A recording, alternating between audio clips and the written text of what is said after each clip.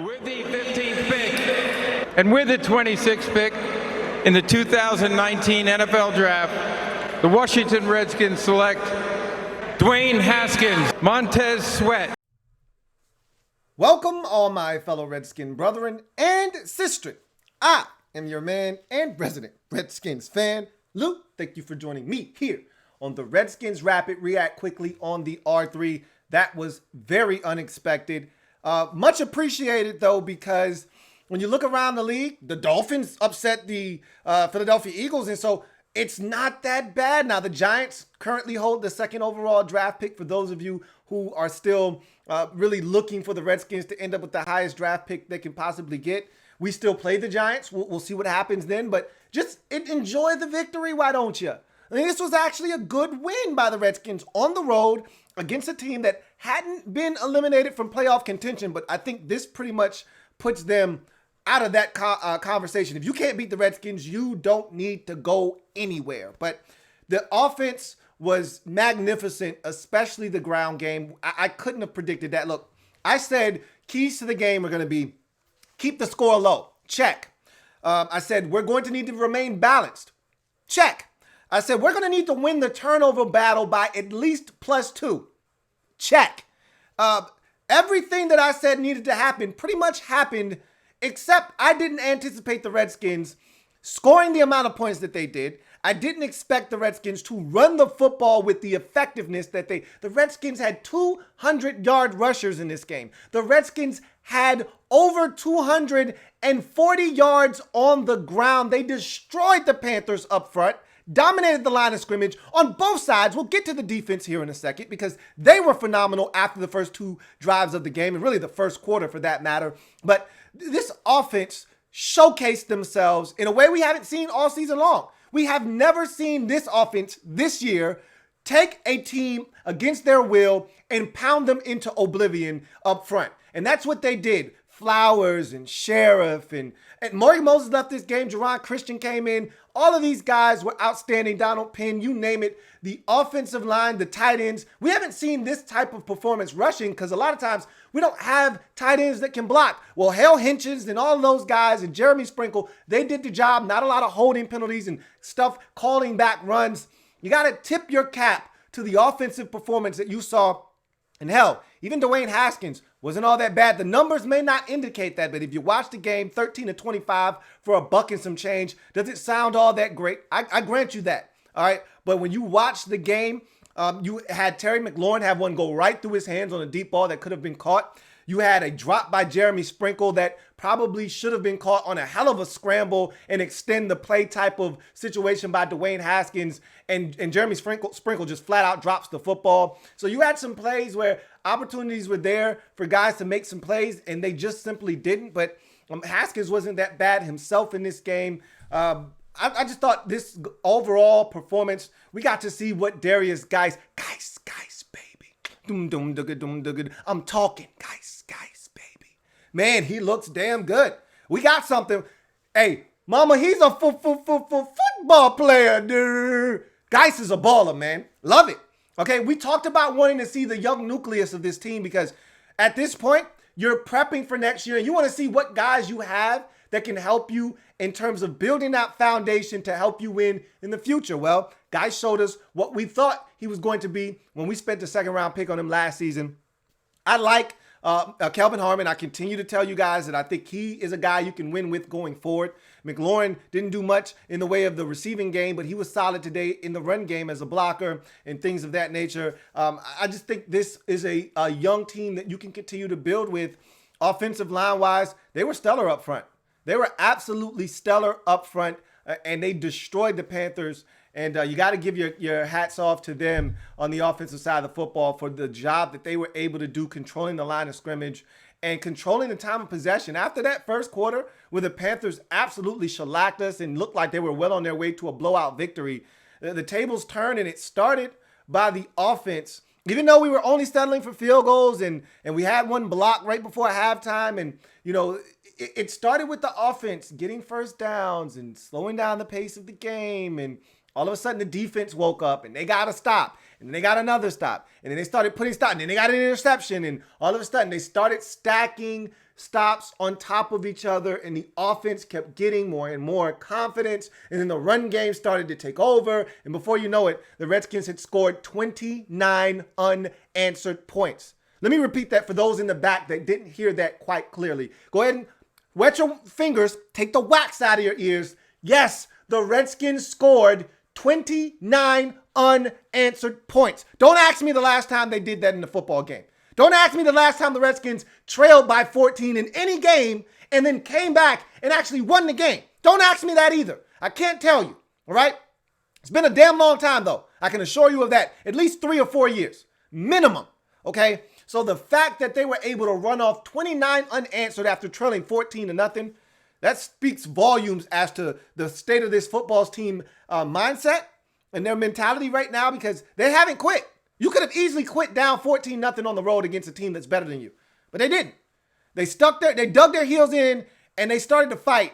And you're seeing the nucleus of this team, a young team, all right, that is showing you what they can do if they're able to put some of these things together. Now, we're a long way away from being the type of team that can compete for something meaningful, but you're seeing the makings of a team that mentally, you got to like what you see from a mental standpoint. They haven't quit. They could have quit. This is an easy season to have quit on after being 1-9. But instead, they've reeled off 2 straight wins. I told you, I want to see Dwayne Haskins gain confidence. How do you gain confidence? By winning ball games, okay? So from that standpoint, got to be really impressed with what you saw from the offensive side of the football, especially up front along the offensive line. Got to give those guys credit. They were the ones opening up the holes, and then the running backs, Adrian Peterson and Darius Geis, baby, for what they were able to do in this game. Both of those guys were spectacular. And I will say this, CT makes a difference. Chris Thompson makes a difference in pass protection.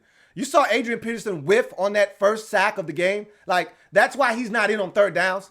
And Chris Thompson brings that ability to pick up blitzes and give Dwayne Haskins some time. And you saw, if nothing else out of Dwayne today, the 2 things that stuck out for me, his ability to extend plays. We saw that again today. For those of you who needed a reminder of what he can do off schedule.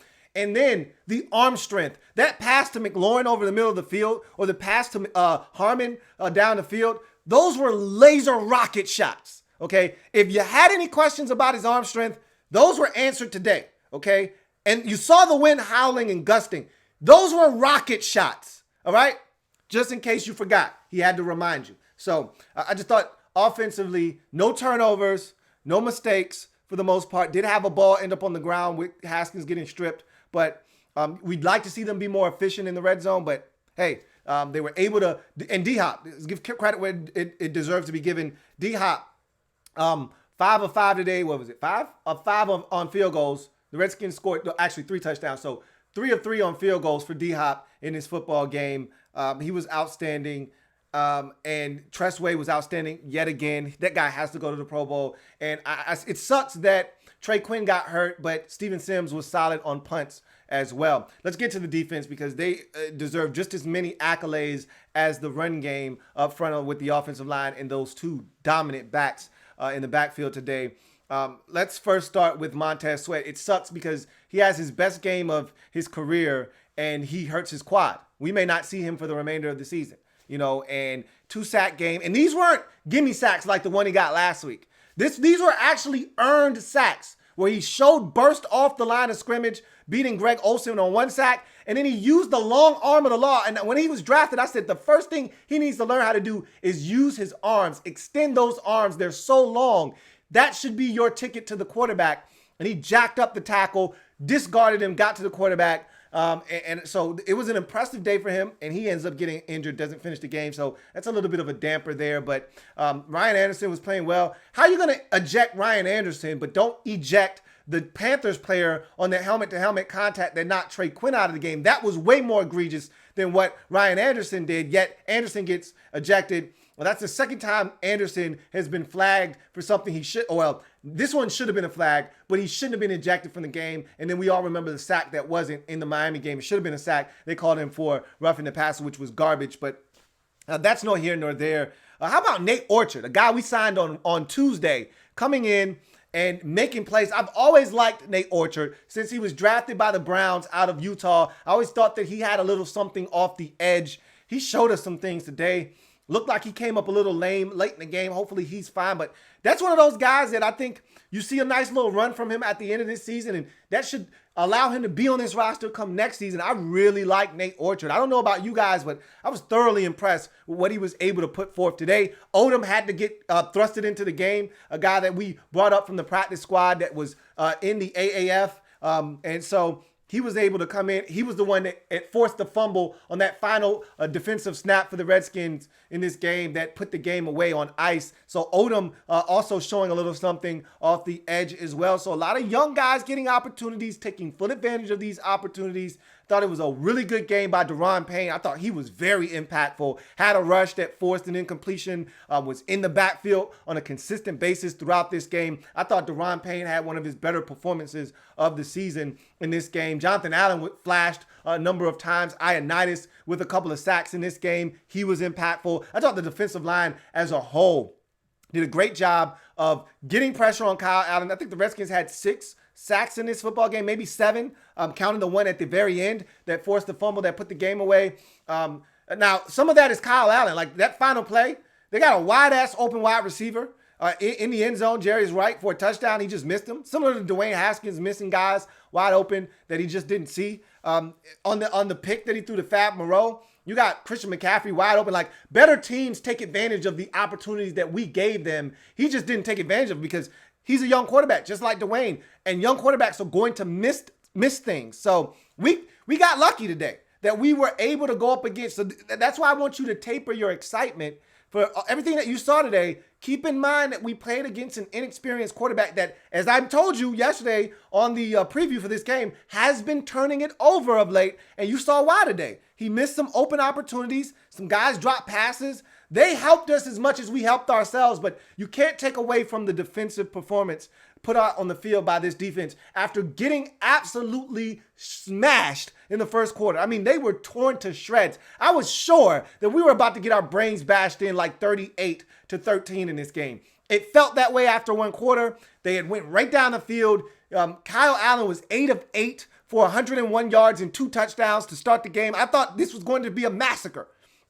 But then they settled in, and you got to give credit to the defensive line up front. The front seven was outstanding. The back end was really good. Landon Collins was a man on a mission today. I thought he played well and was in the backfield a ton today. He had a blitz where he didn't get the sack, but it was his pressure that forced Allen to hold on to it. And then he ended up being corralled by Nate Orchard. So I thought Landon Collins was all over the field. Dunny could have had 2 picks in this game. He was outstanding. I just talked about Fab Moreau. His pick was the game-changing pick. His pick of the Allen offering that he got down inside the 1-yard line was the start of the avalanche that came the Panthers' way that they had no answer for, because up until that point, it was all field goals, and we weren't going to stop kicking field goals. We still can't get in the end zone. All of our touchdowns today came, except for the Adrian Peterson run, all of them came inside of the 3-yard line, really inside the 2-yard line, and we still have issues throwing the football into the end zone. And Dwayne Haskins missed a wide open Steven Sims Jr. on a whip route where he was standing by himself. And Haskins was looking to that side of the field. I really don't understand how his progression didn't take him to Steven Sims and allow him to get rid of the football and give Sims a chance to get into the end zone. At worst, he would have gotten a first down, but that's nor here nor there. Bottom line is the defense was absolutely outstanding in this game after a morbidly bad first quarter. And as I've said, we have yet to put together an entire game as a team. We haven't put together an entire game as a defense. The first quarter was horrible in this game. We haven't put together an entire offensive performance. The first half was a mixed bag. They were dominant in the second half, especially on the ground. But we have yet to put together a full game on any side of the football. That includes special teams. We had a kick blocked in the second quarter. So even then, we weren't even able to stay perfect there. So bottom line is, this is a good win for a team that's looking to build something. You look at all of the pieces coming together at the right time. And I'm just saying it's a win. It builds confidence, and you're still in the hunt for a really good draft pick because the Dolphins upset the Philadelphia Eagles. So now, again, and the Bengals won. And I told you they were going to win. All right, told you that last week. They're going to win against the Jets. I told you guys that on Tuesday last week. They're going to win. So they won. So you're still not out of that equation yet.